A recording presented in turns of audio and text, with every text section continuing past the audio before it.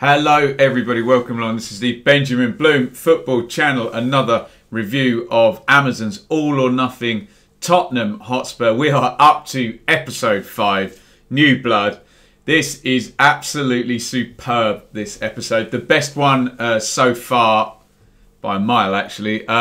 Real car crash stuff, transfer deadline day. I mean, I don't like the idea that us football fans are more interested in the drama than the football. But hey, this certainly makes for an interesting watch. And remember, Amazon up against the other football documentaries we've had recently. On transfer deadline day on the Netflix Sunderland documentary, you've got the Will Grigg and the crazy owner keeping gambling at Sunderland. And we got the Leeds Dan James transfer not going through when he travels all the way up and he's still there at midnight and it doesn't happen.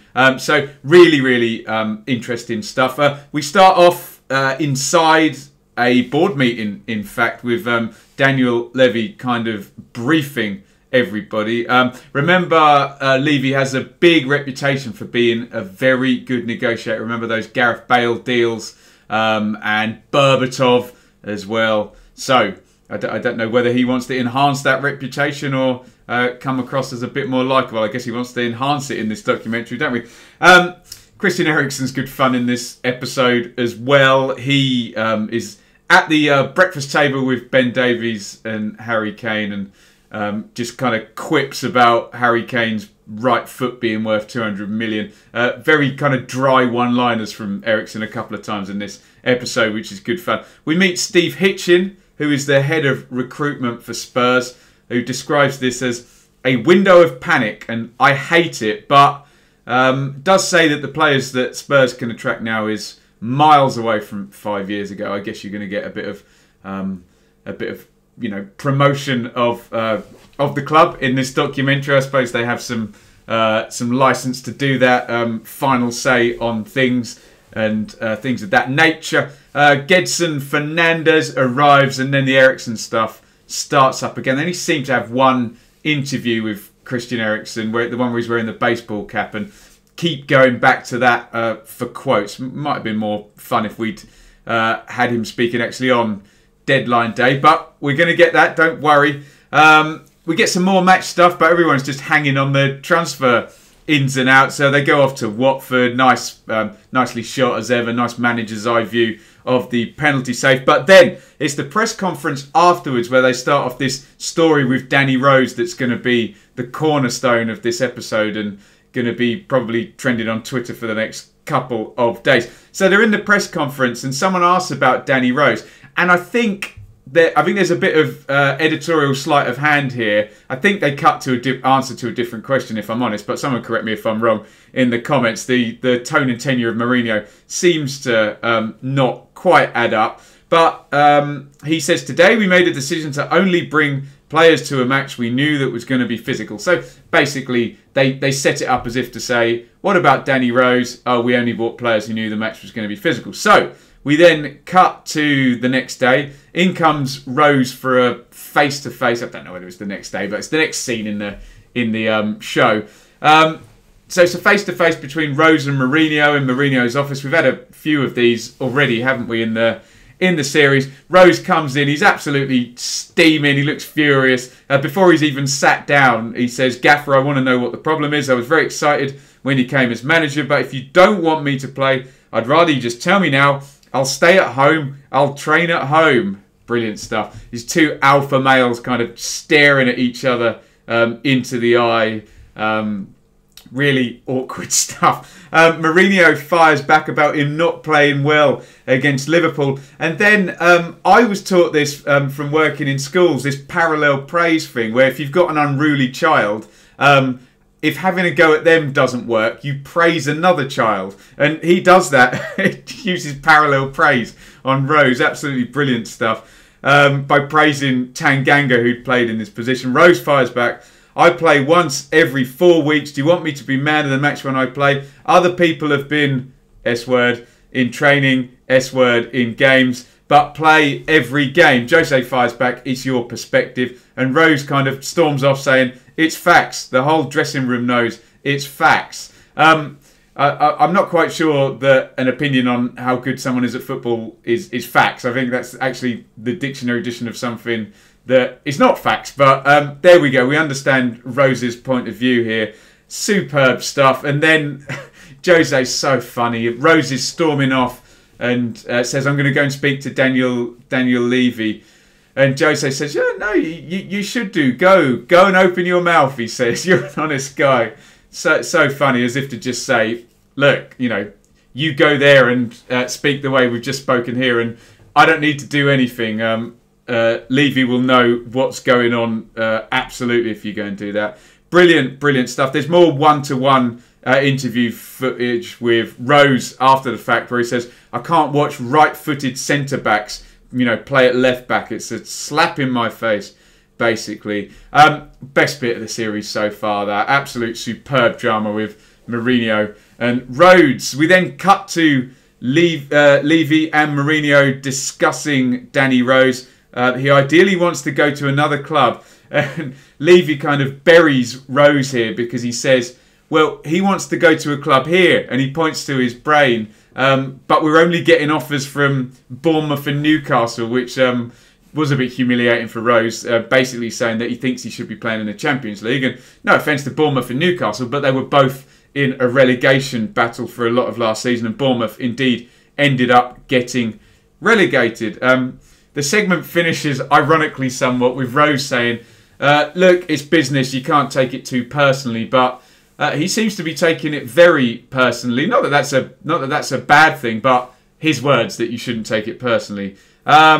We switch over. There's a little kind of buffer with Gazaniga and Lloris, but it's just to give us 30 seconds away from the transfer window stuff because we're back to the Christian Eriksen stuff. There's some sparring with the press over this. And then here comes the offer from Inter. And another great scene. It's Mourinho, Levy and Eriksen. It's mainly between Levy and Eriksen, with Mourinho just kind of like a Bond villain sitting watching from the other side, saying nothing.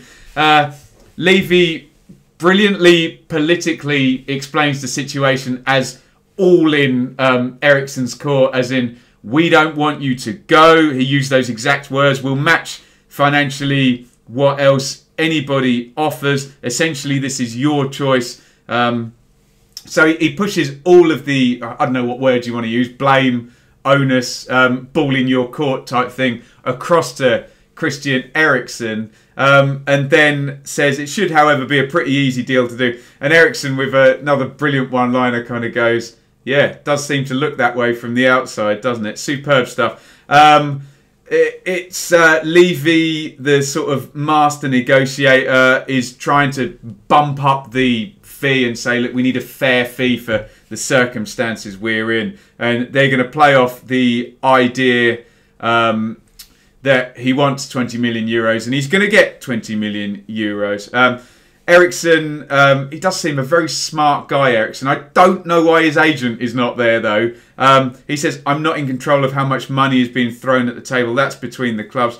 And Levy says, we know more about this from watching Sky. Jose sits on. Great stuff. Again, I don't know where the agent is indeed. We go back to match stuff. Lloris returns. He's now doing the captain team talky things that Harry Kane was doing. Eriksen makes an appearance in the game here. And Mourinho is in the conference afterwards. Then here comes Danny Rose again. Great stuff. Daniel Levy sitting at the breakfast table. Levy tells him about Bournemouth and Newcastle's interest, and Rose asks about Milan. Just tremendous stuff. I'm sure Danny Rose won't be particularly happy with how he's been portrayed in this, but this idea that he expects to be at one place, and the reality is that that's not happening. Spurs, obviously with some creative control over this, trying to tell this story that leaves their hands a bit cleaner and makes Rose look a little bit, what's the word, over ambitious in his sights. It's not a bad thing to be ambitious, obviously elite sportsman. However, the proof is in the pudding because he's going to end up going to Newcastle for a £2 million loan fee. Eriksen gets unveiled at Inter, and we switch over the episode to the Steven Bergwijn deal now. just really, really riveting stuff, this. Bergwijn arrives at his at Spurs with his family, meets Levy. It's a bit stagey. They do a FaceTime call and a handshake and all of that with Mourinho and Daniel Levy. We go property hunting with Steven Bergwijn, and I mean, just wow, this guy's in his early 20s and they're going to this beautiful apartment. The estate agent tells him, I don't know whether you even call them an estate agent for properties worth this much. The property consultant, we'll call him, tells him there's another Spurs player living here, and Bergwijn brilliantly just pipes up and goes, okay, I'll have 2, and buys 2 apartments, one for him and one for his parents. Brilliant stuff. We go to more match action now. It's against Manchester City. Mourinho, we get him in the pre-game meeting saying the first thing to do in a game against a good team is don't try anything silly, no flicks, no blind passes, etc. So what we know about Mourinho, the pragmatist, it is about how good are the other team, and if they're really, really good, like a Pep Guardiola team is, you don't mess around. So we're having things affirmed that we already knew about Jose, but it's nice to see them actually come out of his mouth in plain speech, isn't it? Bergwijn is kind of the narrative, but they do play up Jose v Pep. Jose plays into City wanting a penalty and VAR stuff. This is going to be quoted, you know, forever and a day now. Mourinho yells and screams, this is the difference between a team of C-word and a team of good guys. But the story of football is the team of good guys, they never win. Effing hell, be a C-word. Brilliant. Be a C-word, don't be a good guy. That just magnificent from Jose. He bangs on the board then and points out Zinchenko, saying he's on a yellow, he's on a yellow, he's on a yellow. Lo and behold, Zinchenko gets sent off in the second half. Then we get the end of the Steven Bergwijn narrative where he's signed, he makes his debut, and of course he scores. Brilliantly shot, everything pauses and the ball flies into the corner. Then we get Son scoring the second, and a lovely dramatic shot of him running away. I've said a few times in these reviews, Jose does like to make things about him. As Son's running away, Jose's standing there on the touchline, not celebrating, looking bold as brass, gesturing to Son. Look, come here, mate. I've got something to tell you. So alpha male, you wouldn't believe it from Jose. Love it, absolutely love it. And that's the end of the episode. And I have to say, that was brilliant, absolutely brilliant. The stuff with Danny Rose face to face with Mourinho, with Ericsson, Mourinho, and Levy in the room was brilliant. Bergwijn arriving, Levy and Rose at the breakfast table. Didn't even have anything with Harry Kane or Dele Alli in this episode. Really, really good stuff. I can't recommend that episode enough if you're a football fan and know these characters. And Jose, as usual, just a star, so watchable in these things. Love him or hate him, you can't take your eyes off the guy. Brilliant stuff. Loved it. Absolutely loved it. My favourite episode so far. Let me know what you thought of it in the comments. As ever, interact on YouTube. Hit like on this video if you enjoyed it. Get in the comments. Let me know what you thought. Did you enjoy it as much as I did? And please subscribe to my channel here. It says 10,000 there, but we're pushing up towards 12,000 subscribers now here. You can listen to this show as a podcast if you do not want to look at my face. And you can support how wonderfully apt via Amazon shopfront. What's the link? Amazon.co.uk/shop/the Benjamin Malone Football Channel. Subscribe via Patreon. And if you run a small business, you can sponsor the channel here. But if you haven't already, and I'm sure you have if you're watching this video, go and check out episode 5. The Danny Rose meltdown, the Christian Eriksen saga, more Jose, great stuff. Over and out. See you on the next video.